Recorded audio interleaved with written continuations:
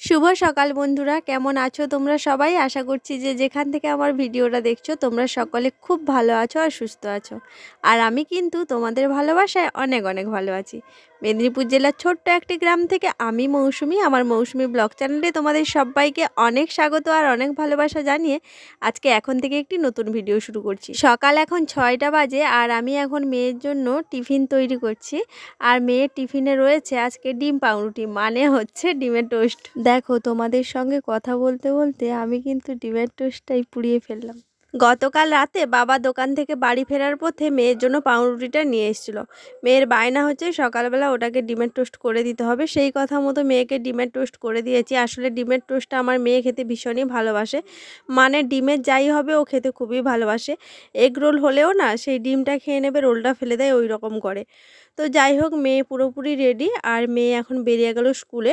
ও বেরিয়ে যাওয়ার পর দেখো আমি ঘরে আসলাম ঘরটা পরিষ্কার করতে, মানে বিছানাপত্র ঠিক করতে। দেখতে দেখতে তো শীত পড়ে গেল আর এখন রাতের বেলা কিন্তু ভীষণ পরিমাণে ঠান্ডা লাগে। এতদিন অবধি তো পাতলা কাঁথা গায়ে দিয়ে কোনো রকম করে রাতটা কাটিয়ে দিতাম, এখন আর কাঁথাতে কিছুতেই শীত যাচ্ছে না। ওই কারণে জানো তো কালকে হচ্ছে তোমাদের দাদাভাইকে দিয়ে ব্ল্যাঙ্কেটটা বার করেছি। আর দেখো ব্ল্যাঙ্কেটের কভারটা পরানোর সময়ই হয়নি, কতবার করে তোমাদের দাদাকে বলছি কিন্তু ওর কিছুতেই সময় হচ্ছে না। আসলে কভারটা পরিয়ে দিলে কি হয় জানো, এত সুন্দর ব্ল্যাঙ্কেটটা নোংরা হয় না, কারণ এই সব জিনিস কাচাকাচি করতে না ভীষণ কষ্ট হয়। ওই কারণে হচ্ছে ব্ল্যাঙ্কেটের কভার করেছি। আমার একার পক্ষে ব্ল্যাঙ্কেটে কভার পরানো মোটেও সম্ভব ছিল না, এই কারণে ব্ল্যাঙ্কেটের কভারটা পরানো হয়নি। তবে তোমাদের দাদাভাইকে সময় করে নিয়ে আগে পরিয়ে নিতে হবে, নাহলে নোংরা হয়ে গেলে তাহলে আবার আমাকে কাচতে হবে। আগে তো বিছানার মধ্যে 3টে বালিশ আর একটা পাশ বালিশ ছাড়া কিছুই থাকতো না, কিন্তু এখন দেখো বিছানার মধ্যে এক গাদা জিনিসপত্র। শীত আসলেই আমাদেরকে কত বাড়তি জিনিস বার করতে হয়। কালকে কিন্তু শুধু আমাদের ব্ল্যাঙ্কেটটা বার করিনি, বাবা মার ব্ল্যাঙ্কেটটাও বার করেছি। আসলে শীত তো পড়েই গেছে আর আমাদের ব্ল্যাঙ্কেটগুলো না বড় একটা ট্রাঙ্ক আছে, তার মধ্যে রাখা আছে, যেটা কিন্তু একার পক্ষে খোলা সম্ভব নয়। আর শীতের জিনিস বার করার সময়ও তোমাদের দাদাভাইকে দিয়ে বার করেছি, আর যখন শীত চলে গেছিলো ঢুকাচ্ছিলাম তখনও তোমাদের দাদাভাইকে দিয়ে সব কিছু ঢুকিয়েছিলাম। তো যাই হোক, বিছানাপত্র ঝেড়ে স্নান করলাম আর স্নান সেরে জানো কয়েকটা জামা কাপড় সাবান জলে ভিজিয়ে রেখেছিলাম। মেয়ের স্কুল ড্রেস, মোজা, তারপর পা প্যান্ট, সমস্ত জিনিসপত্রগুলো সাবান দিয়ে কাচলাম আর কাচা ধোয়া করে দেখো এখন জামা কাপড়গুলো মিলতে আসলাম। এখনও পর্যন্ত আমার খাওয়া হয়নি, বাড়ির পুজো হয়নি আর মা তো বাড়িতে নেই, তাই পুজোর দায়িত্বটা আজকে আমার ঘাড়ে পড়েছে। আর আজকে জানো তো কাজ করতে এতটা লেট হয়ে গেছে, সব কাজ কিন্তু আমি ছুটতে ছুটতে করছি। জামা কাপড় মিলে দিয়ে যখন বাড়ি আসছিলাম দেখো বাড়ি কিন্তু আর ঢুকিনি, বালতিটা এখানে মানে রেখে দিয়েছি। রেখে দিয়ে দেখো কয়েকটা তুলসী পাতা তুলে নিচ্ছি পুজোর জন্য। আর কিন্তু বাড়িতে ঢুকবো না, সোজা একদম পুকুর ঘাটে যাব আর পুকুর থেকে বালতিতে করে জল তুলে আগে তুলসী মঞ্চটা ভালো করে ধুয়ে দেব। এইবার অন্তত তুলসী মঞ্চটাকে মা ঠিক করে দেবে বলেছে, কারণ এখন আর বৃষ্টি হওয়ার কোনো সম্ভাবনা নেই। তবে পরের বারে যখন তোমরা আমার ভিডিও দেখবে তখন কিন্তু আমাদের তুলসী মঞ্চটা একদম ঝকঝকে পরিষ্কার দেখতে পাবে, এটুকু গ্যারেন্টি আমি তোমাদেরকে দিতে পারি। তো যাই হোক, তুলসী পাতা তোলা হয়ে গেছে আর এখন দেখো বালতিতে করে জল তুলছি আর এখন তুলসী মঞ্চটা ধোয়া। আমি যখন জল তুলছি তখন দেখো আমার ননদ ঝুড়িতে করে সবজি ধুয়ে নিয়ে গেল আর মাছ ধুয়ে নিয়ে গেল, তার মানে বুঝতে পারছো ওদের কিন্তু রান্না অলরেডি চেপে গেছে। আর আমার এখনো পর্যন্ত না হয়েছে পুজো, না হয়েছে খাওয়া দাওয়া, মানে খাবো, পুজো করব, পুজো করব, খাবো, তারপরে রান্না বান্না, এখনও কতটা সময় লাগবে আর অনেকটা বেলা হয়ে গেছে। ওই জন্য ছুটতে ছুটতে আজকে সকাল থেকে শুধু কাজ করে যাচ্ছি। তো যাই হোক, তুলসী মঞ্চটা ধুয়ে দিয়ে ঘটিতে করে জল নিয়ে আসলাম। আর চলো ঝটপট করে পুজোটা সেরে নিই।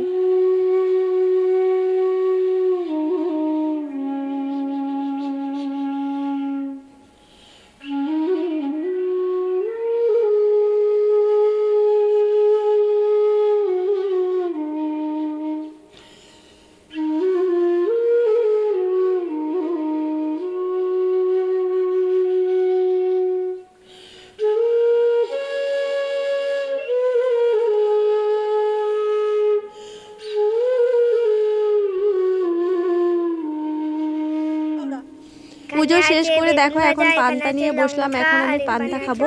আর এই কটাই ভাত হচ্ছে হাঁড়িতে ছিল, তাই আমি খেয়ে নিচ্ছি, কারণ ফেলে দিলে তো ফেলে দেওয়া হবে, ভাতটা নষ্ট হয়ে যাবে। দিনের পর দিন এইভাবে ভাত নষ্ট করতে আমার একদমই ভালো লাগে না। আর এই জন্য একটা বেগুন ভাজা করেছিলাম আর একটুখানি লঙ্কা ভাজা বাড়িতে ছিল, সেটা দিয়েই এখন বেগুনটা ভালো করে মাখিয়ে নিচ্ছি। আগে এমনি মাখিয়ে নিচ্ছি, কারণ মেয়ের আবদার হচ্ছে আমার সঙ্গে, সে এখন একটুখানি পান্তা খাবে। আসলে ওকে কিছুতেই খেতে দিতে চাইছিলাম না, কারণ কয়েকদিন আগে জ্বর থেকে উঠেছে তো, কিন্তু ও কিছুতেই ছাড়ছে না জানো তো, বলছে আমি তোমার কাছে দুগাল মতো খাবার খাবো, তারপর হচ্ছে চলে যাব। ওই জন্য ওর একটুখানি বেগুন ভাজা তুলে রাখলাম, আর তারপরে দেখো বাকি বেগুন ভাজাতে আমি লঙ্কা মাখিয়ে দিয়েছি। আর এখন আমরা খেয়ে নেব। দাঁড়া সর, কথা বলি সর। কি সুন্দর চাল। বাবা মা তো বাড়ি ছিল না, কালকে বাড়ি এসছে, আর আসার সময় দেখো বাবা হচ্ছে কি সুন্দর চাল নিয়ে এসছে। তো এই চালটাই আজকে রান্না করব। ছোট ছোট কিউট চাল। মা বলছে এটা নাকি জিরা রাইস, মানে জিরে চাল না কি একটা বেশ বললো। তো চালটা দেখো কত ছোট, একদম ছোট ছোট বার হবে, এও টুকু টুকু। চালটা এত ছোট, ভাতটা কীরকম হবে জানি না, তো রান্না করে তোমাদেরকে দেখাবো। এত সুন্দর চাল, আর দেখো চালে হচ্ছে নিম পাতা দেওয়া আছে যাতে পোকা না হয়, তার জন্য নিম পাতা দেওয়া আছে। কালকে আসার সময় বাবা হচ্ছে এই চালটা নিয়ে এসছে। পাপি হাত বার কর, চালটা ঝেড়ে দে না হাত থেকে।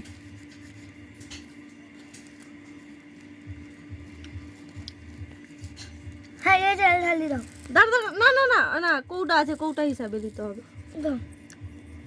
ও মা 3-4 বাটি দিলে হবে?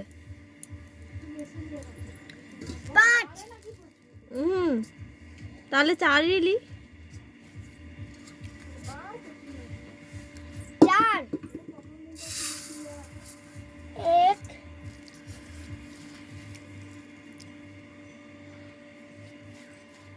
নিম পাতা সমেত লিয়ে লিছি।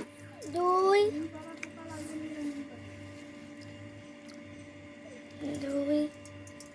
3 4ই লো, 4ই। অনেকটা করে চাল হচ্ছে মা, 4 বাটি হোক। রান্নার কাজ মোটামুটি গুছিয়ে নিয়েছি, এবার হচ্ছে দেখো ফ্রিজে আসলাম, ফ্রিজ থেকে মাছটা বার করব। ফ্রিজে মাছটা ছিল, আর সকালবেলা যেন ফ্রিজটা বন্ধ করে দিয়েছিলাম, কারণ আমার এই ফ্রিজে মাছ থাকলে বার করতে সব সময় মনে থাকে না, ওই জন্য আগে ফ্রিজটা বন্ধ করে দিয়েছিলাম। আর এখন দেখো ফ্রিজ থেকে মাছ বার করে এখন জল দিয়ে দিয়েছিলাম। তারপরে এই যে নুন হলুদ ভালো করে মাখিয়ে নিচ্ছি, তারপরে এবারে রান্নাটা চাপাবো। আর এখনও পর্যন্ত জানো তো আমার রান্নাঘরটা ঠিকঠাক করে পরিষ্কার করা হয়নি। এখনও পর্যন্ত দেখো আমাদের দুয়ারের সাইডে মাটি দেয়া হয়নি, দুদিকটা পুরো একদম মাটি নেমে গেছে। রান্নাঘরের দিকটা মোটামুটি করে একটুখানি মাটি দেওয়া হয়েছে, নাহলে পুরোটা কিন্তু বাকি রয়েছে। অনেকটা বেলা হয়ে গেছিলো বলে মাকে বলছিলাম একটুখানি সবজিগুলো কেটে দিতে, তার মধ্যে আজকে তো শাক রয়েছে, আর শাক বাছাটা তো বুঝতেই পারছো কতটা সময়ের ব্যাপার, ওই জন্য মাকে বলেছিলাম। মা মেয়ে দুজনে মিলে হচ্ছে আমার সবজি কেটে দিচ্ছে, আর এদিকে আমি রান্না করছি। আর এখন দেখো শাকের ভাজাটা রান্না করছি। রান্না শেষ হতে আমার একটু বাকি রয়েছে, দেখলাম তোমাদের দাদা স্নান করে চলে এসছে, ওই জন্য ওকে রান্নার কাছে বসিয়ে রেখে আমি ঘরটা ঝাড় দিয়ে সুন্দর করে খাওয়ার জন্য আসন করছিলাম। তারপর রান্নাবান্না শেষ হয়ে যেতে দেখো সবাইকে খেতে দিয়েছি, শুধু আমি একা দাঁড়িয়ে রয়েছি। তো যাই হোক, চলো আজকের ভিডিওটা আমি এখানেই শেষ করছি। সবাইকে টাটা।